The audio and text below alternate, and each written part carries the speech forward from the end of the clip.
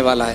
पहले नंबर के लिए वो आपस में लड़ने की स्थिति में हैं ही नहीं, क्योंकि हमारा मुकाबला किसी पार्टी से नहीं है।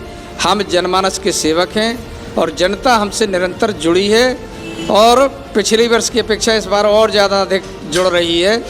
देखिए, ये आम जनता नहीं कह रही है, ये विपक्ष के लोग कह रहे हैं।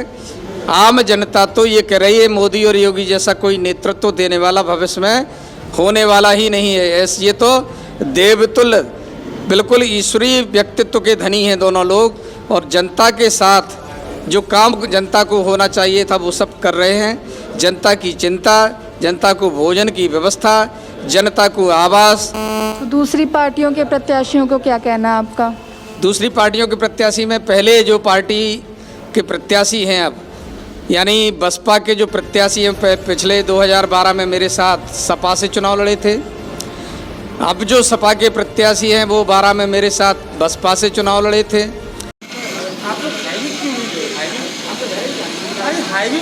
झांसी के बाद अब है ललितपुर की बारी। प्रत्याशियों के नाम घोषित हो चुके हैं और इस बार दोबारा से यहां पर भाजपा के रामरतन कुशवाहा को टिकट मिली है। 2017 विधानसभा चुनाव में उन्होंने सपा की ज्योति लोधी को पछाड़कर इस पद को जीता था। तो आइए हम उनसे जानते हैं कि क्या जनता उनको दूसरा मौका देगी। पहले तो हम आपसे आपका परिचय लेंगे। मैं रामरतन कुशवाहा, विधायक प्रत्याशी भारतीय जनता पार्टी ललितपुर सदर 226। और आपके चैनल के माध्यम से बता दूं, 2017 से 22 तक मैं लगातार पार्टी का विधायक रहा हूं और अभी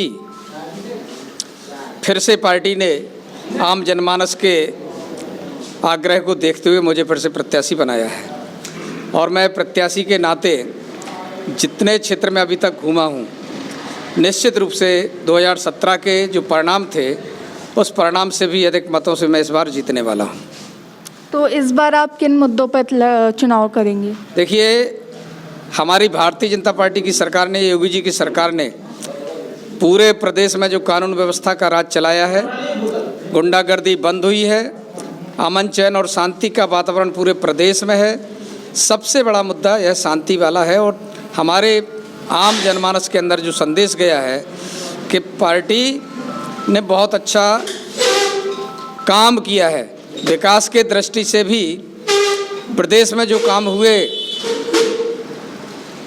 उनसे ज़्यादा काम जो बिल्कुल ज़रूरी थे, जनता के हित के थे, वो हमारी विधानसभा में भी हुए हैं। ख़ासतौर से मेडिकल कॉलेज की स्थापना, एरोड्रम निर्माण की प्रक्रिया की शुभारंभ होना, बल्क ड्रग पार्क के स्थापना का काम और रेलवे ओवरब्रिज जो देवगढ़ रोड के लिए जाने वाला था उसको बनाने का काम, सड़कों का निर्माण, हमारी बहुत बड़ी आवश्यकताएं थी, वो इस कार्यकाल में पूरी हुई हैं। वर्ष 2017 में आपने सपा की जो विधायक हैं ज्योति लोधी को हराकर आपने ये पद पे जीता था। तो क्या लगता है जनता आपको दूसरा मौका देगी?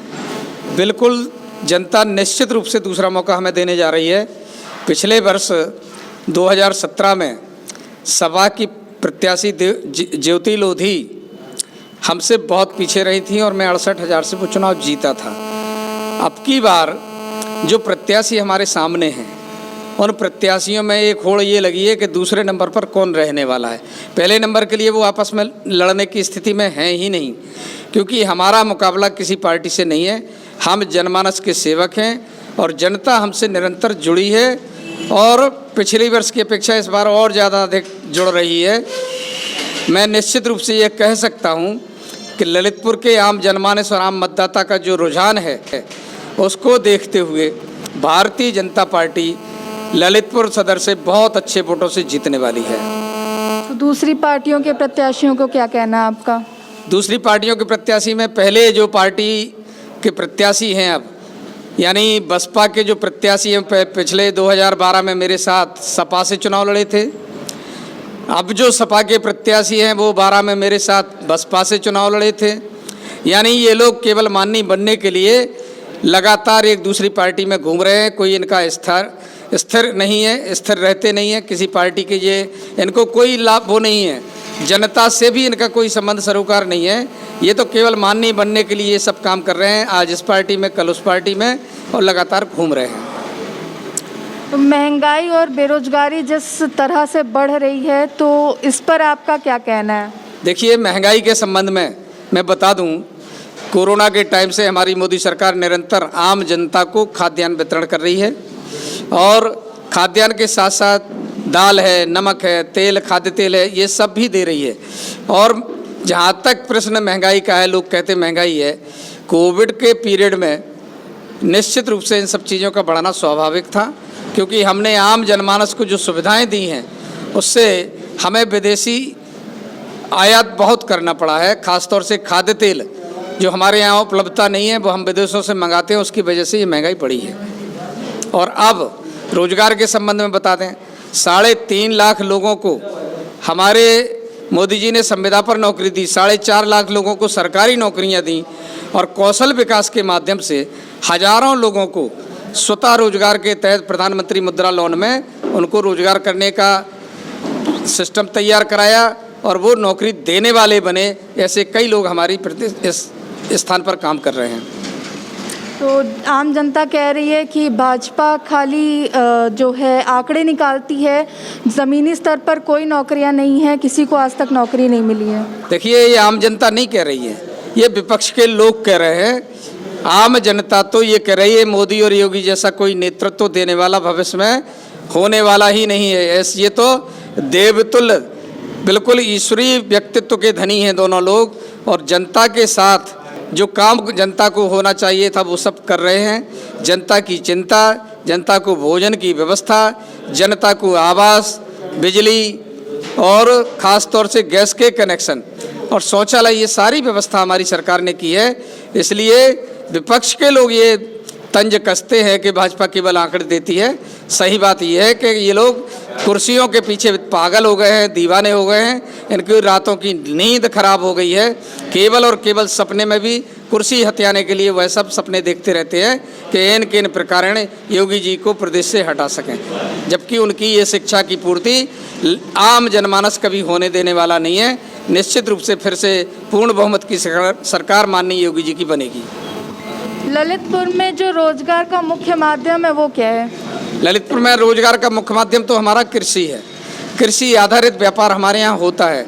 सबसे ज़्यादा उपज गेहूँ, चना और दलहन फसलों का होता है। इस आधार पर हमारे लोग काम करते हैं। अभी किसी उद्योग धंधे के संबंध में बड़ा कोई कारखाना हमारे यहाँ नहीं है, क्योंकि आपको बता दें 70 साल में जो नहीं हुआ, अब 4 साल में ललितपुर में हमारी भाजपा की सरकार ने किया है। 70 साल में ललितपुर में जो BHEL कारखाना बनना था वो पूर्व के लोगों ने यहाँ से झांसी में बनवा दिया। रिफाइनरी यहाँ की बहुत बड़ी बननी थी, वो बीना में चली गई, क्योंकि लोग अपने घरों में बंधुआ मजदूरी कराना चाहते थे। वो नहीं चाहते थे कि ललितपुर का व्यक्ति विकास करे और उसका स्वरोजगार हो जाए या वो अन्य काम करे। यहाँ की जो सड़कें हैं काफ़ी ख़राब हैं, ऐसे बहुत गड्ढे हैं, तो इस पर आपका क्या कहना है? 5 सालों में क्या सड़कें बनी हैं? क्या देखिए, 5 साल के पहले की स्थिति से भी आप लोगों को देखना चाहिए, लेकिन हमारी सरकार ने लगभग सभी सड़कों को गड्ढा मुक्त करा दिया है। शहर की एक सड़क रह गई है जो 10 मार्च के बाद निश्चित रूप से काम शुरू हो जाएगा। बाकी सभी सड़कों पर हमारा काम चल रहा है। बयाने नाले का पुल बन गया है। शहजाद नदी के पुलों के जो काम है उनकी घोषणा होकर DPR तैयार हो गई है। ये सभी काम 10 मार्च के बाद प्रारंभ हो जाएंगे। ललितपुर में हमने सुना है कि उत्तर प्रदेश का बहुत बड़ा, सबसे बड़ा जेल बनने का ऐसा बात चल रहा था, लेकिन उस पर काफ़ी विरोध हुआ, तो इस पर क्या कहना है आपका? देखिए, जेल बनने का जो प्रश्न है ये समाजवादी पार्टी की सरकार के टाइम का है, और उस सरकार ने यहाँ जेल के लिए प्रस्तावित करके हजारों एकड़ ज़मीन वहाँ क्रय करने का काम किया है। किसानों की ज़मीनें खरीदी औने पौने दाम पर, और जेल बनाने का काम वहाँ प्रस्तावित है। लेकिन आम जनमानस का जो रुझान है, जो विरोध है, उसको देखते हुए उस पर पुनर्विचार करने की बात चल रही है। एक आखिरी सवाल कि क्या लगता है ललितपुर में भाजपा कितने सीटों से विजय होगी? ललितपुर में जो 2 सीटें हैं, निश्चित रूप से भाजपा दोनों सीटें जीतेगी, ये मैं पूर्ण विश्वास के साथ कह सकता हूँ, क्योंकि मुझे अपनी आम जनता पर, अपने वोटर्स पर, अपनी मातृशक्ति पर बहुत भरोसा है। और आधी आबादी तो अपना इतना विश्वास पार्टी पर जताया है कि उनका सभी वोट भारतीय जनता पार्टी को ही मिलने वाला है।